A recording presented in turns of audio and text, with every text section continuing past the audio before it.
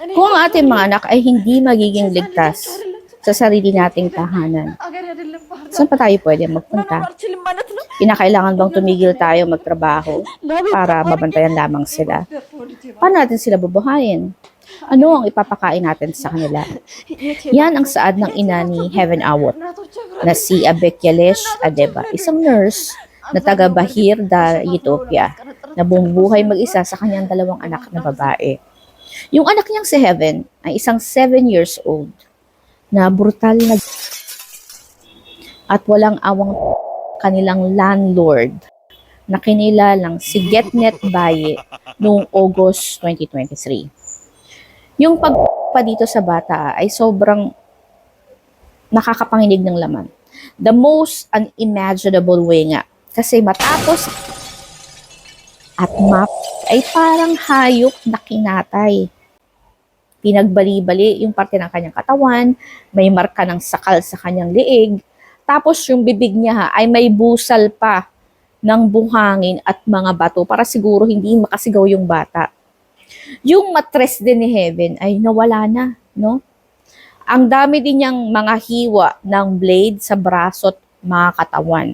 Pati yung spinal cord niya, yung buto natin sa likod, ay umusli na sa balat niya. Binuhusan din siya ng bleach bago bihisan ulit. Nangyari ito nung nasa duty yung nanay ng bata. Hindi naman daw siya nag-aalala na iwanan yung kanyang mga anak dahil bukod sa pinsan niya, yung asawa ng landlord nila, ay ito rin ang napagkakatiwalaan niya na magbantay sa mga bata. Nung araw daw na yun ay nagpaalam si Heaven dun sa tita niya na magbabanyo, pero sa kasamaang palad hindi na bumalik ito. Hinanap daw nila kahit saan, pero hindi nila nakita. Hanggang nung hating gabi ay dinala nitong si Getnet, yung landlord, yung bali-baling katawan ng bata dun sa harapan ng kanilang tahanan at sinabing nahulog daw mula sa teres. Walang nagawa yung nanay ni Heaven kundi umiyak, maglubsa at mag-survive para pa dun sa isang anak niya. Inireport din niya sa pulisya itong si landlord, pero after 3 days ng pagkakakulong, pinalabas din, no? Tapos nagsimula itong hanapin yung mag-ina. Nag-utos din siya ng mga gunman para sa kanila.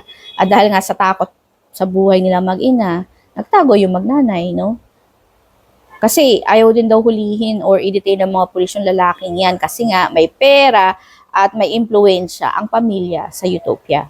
Pero dahil nga sa power ng word of mouth, naging viral at kumalat yung nangyari kay Heaven. Marami ang nagalit at marami rin nagprotesta.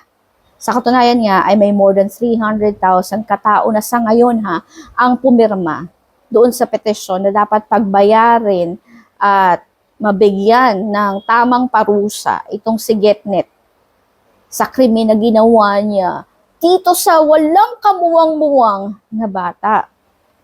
Now, dahil naging sensational yung issue, hinuli ulit itong si landlord at nahatulan ng 25 years na pagkakabilanggo. Pero, umapila ito sa korte. At ang pagdidinig ulit ng kaso ay itutuloy ngayong October 2024. Grabe! Grabe kayo! Kaya to the government of Ethiopia, the world is watching now.